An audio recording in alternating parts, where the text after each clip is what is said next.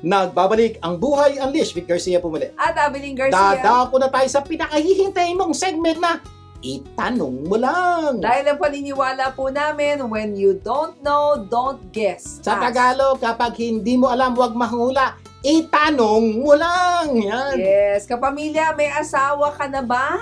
Kumusta na ang inyong pagsasama? Kung wala pa, may bala ka pa bang mag-asawa? Ayon sa aming pag-aaral, meron daw 4 na klaseng mag-asawa. So, hanapin ninyo kung nasaan kayo. Okay. Una, Masaya at tunay na nagmamahal. ayan, ito po yung mga ideal na mag-asawa. Gusto nyo yung nakita ang saya-saya nila, tunay silang nagsasama na maayos, ang ganda-ganda ng buhay. Yan ang gusto natin. Yes. Normally, ang theme song ng mga tao nito ay I love you more today than yesterday. Oh, yung susunod na linya. But not as much as tomorrow. So, yan po yung mga taong truly in love. At yan po yung pangarap ng halos lahat na mag-asawa. Tunay na masaya at nagmamahal. Oy, mantakin mo, I love you more today than yesterday ba naman ang theme song mo? Oh, diba? pangalawa ng klase ng relasyon ng mag-asawa. Ito yung mga mag-asawa na malapit ng maghiwalay. Yan ang problema. At malamang ang theme song nila ay just once. Ano yun? Oh, Oo. ito yung lyrics yun. Oo. I did my best, Correct. but I guess my best was not good enough. Cause here we are right where we were before. Seems nothing ever changes. We're back on being strangers, wondering if we ought to stay or head on out the door. Ano sunod? palabas na. Just ayan. Ito po yung Ayan. mga taong nagbibilang na Isa ka na lang. Pag inulit mo pa yan, hihiwalayan na kita. Yan. Tanong, may kilala ba kayo mag-asawa ganyan? Malapit na maghiwalay. O baka kayo na yun. Malapit na kayong maghiwalay. Oo, kaya sabi nga nung kanta, di ba, back where we were before. Na parang Since stranger na nothing sila. ever changes, na naman Wondering nagbabago. if we ought to stay or head on out the door. Kaya ang sabi niya, Isa ka na lang sa just Tagalog. once. Pangatlong klase ng pagsasama. Ito yung hiwalay Ayan. na. May mga mag-asawa po ngayon na inis na, naasar na, kahiwalay na. Oo. Pwede ba po silang hindi pa legally separated? Kasi mahal ang annulment, ano?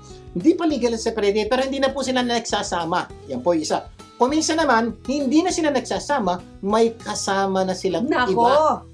Or kung minsan naman, legally separated na, may kanya-kanya nilang bagong asawa. Yan po yung mga hiwalay na. Malamang ang team song mo ay saan? Saan ako nagkamali? Ito yung mga tao bang feeling na kasi po, ito yung mga tao nag-invest ng 10, 15, 20 years sa kanilang relasyon. Tapos, ang hihiwalay, di ba? Parang, kumisan, kahit hiwalay na kayo, biglang babalik sa'yo.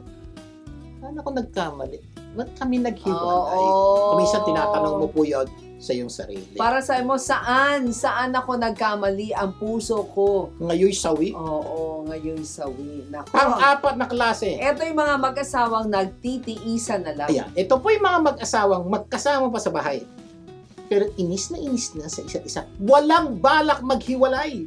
Maybe because kanilang mga anak o because sa kanilang reliyon.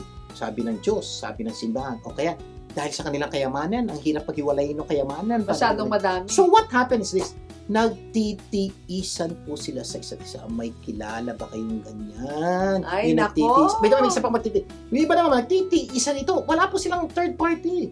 Talaga, pinagtitiisan nila, makasama sila sa loob bahay, pero gigil na sila sa isa't isa. Ikaw ba yan? Ang masakit na katotohanan, maraming mag-asawa ngayon ang nagtitiisan na lang. Sa totoo lang po, kung pag-aaralan Diba? po natin yung apat, yung una po yung nagmamahalan, pangalawa po ay yung Malapit na malapit na maghiwalay, maghiwalay. pangatlo hiwalay na. Hiwalay na. Ito nagtitiisan na lang. Sa totoo lang po sa aming pag-aaral, ang pinakamaraming grupo ay mga nagtitiisan na lang. Yung talagang ayaw na sa isa't isa pero nagtitiis na lang. Yes. Hindi po maganda yun. Kaya sana makinig po kayo mabuti. Anumang sitwasyon nando kayo, anumang party, anong classification kayo, makinig kayo dahil may solusyon pa yan. Kaya ikaw, kamusta ang iyong pagsasama? Kaya ikaw mismo, kung minsan right na habang nakikinig kayo sa amin, nanonood kayo sa amin, ay naku, asawa ko, ay yung kaibigan ko ganyan, yung pinsan ko ganyan. Kung may asawa po kayo, huwag niyo muna silang intindihin. Intindihin niyo po sila mamaya pagkatapos ng programang ito. I-share niyo po tong video na to sa kanila. But habang nanonood at nakikinig ng programang ito, ay intindihin niyo kayo. Kasi yun po ang pinaka-importante relasyon sa buhay niyo, Yes. yung relasyon niyo sa asawa niyo. Ang pag-uusapan natin ngayon ay ano-ano ang dapat gawin para mas mapaganda ang pagsasama ng mag-asawa. Mas mapaganda o kaya naman mas gumanda. Kung Yes. pangit, gumanda. Kung maganda na, mas gumanda. Kasi maraming paraan talaga para mas mapaganda ang pagsasama. Kaya bibigyan lamang namin kayo ng ilang suggestions. Ang tawag namin dito ay 10 utos sa magandang pagsasama. Yan. Number 1, utos. Paggising sa umaga, huwag munang mag-agahan kung hindi mo pa siya nayayakap at Ayan. nahahagkan. So, unang-una po, dapat huwag kayo ibang gagawa ng kahit ano. Kumisa kasi gumawa na kayo ganito, gumawa na kayo ganito, gumawa na ganito. Hindi po. Huwag mo na mag-agahan. Hagkan muna at yakapin na yung asawa. Promise po, magkakaroon po ng magandang epekto to sa inyong relasyon. Kasi kung talagang love mo siya, dapat siya muna bago ang iba. Yan. So, Diba? napaka-importante po na ha. Huwag munang gumawa ng ibang bagay. Hagkan at yakapin ng iyong asawa. Promise po, mararamdaman po ng asawa niyong mahal na mahal niyo siya. Yan ay pagkatapos muna pag-pray, ha? Hmm. Okay. Sabi nga ni Lemonine Snicket, no, morning is an important time of a day because how you spend your morning can often tell you what kind of day you are going to Kaya po, start the day right. Ako po, especially kayo ni mga Abilin, we start the day right, we pray. Lord, ano yung Yes. dapat namin gawin sa araw na ito? We pray. After that po, we say to it, we kiss, at we embrace po, dahil napaka-importante po, simulan po natin ang araw na padamag po natin sa ating asawa ang ating pagmamahal. Sabi naman ni Jimmy Johnson, the difference between ordinary and extraordinary is that little extra. Yan, yung extra po. Kami nga po, meron po kaming habit na ginagawa ng smile, Smile, good morning, kiss, embrace, embrace. hug. Sabi ng anak namin, di ba't may hug na may embrace pa? Ang tawag doon, extra. Ayaw mo nun, 2 hug ang makukuha mo. So, sa mga may asawa po kayo, please make sure you do that. Do not leave the house without hugging or kissing your spouse. Makatulong po yan. Number 2, kapag nagkamali ka, mag-sorry ka. Kapag siyang nagkamali, hintayin mo siyang mag-sorry. At kung hindi siya nagsusorry, ikaw na ang mag-sorry. Lapitan mo at yakapin mo siya dahil hindi importante kung sino ang may kasalanan. Ang mas importante, kayo ay nagkabalikan. Yan, napaka-importante. Kumisa po, napaka-issue sa atin na, sino may kasalanan? Pag-isipan niyo buti, importante ba kung malaman natin kung sino may kasalanan? Mas importante ba yun na sira ang inyong samahan? Yes. Di ba mas importante kayong magkabalikan? So, ganda po ng payo ni mga Abilin. So, kung nagkamali ka, sigurado ka, mag-sorry ka. Sir, siya nagkamali. Kung siya nagkamali, bigyan mo siya ng pagkakataon humingi ng sorry. Sir, kung ayaw mag-sorry, ito po, ikaw mag-sorry. Sir, ba't ako hingi ng sorry?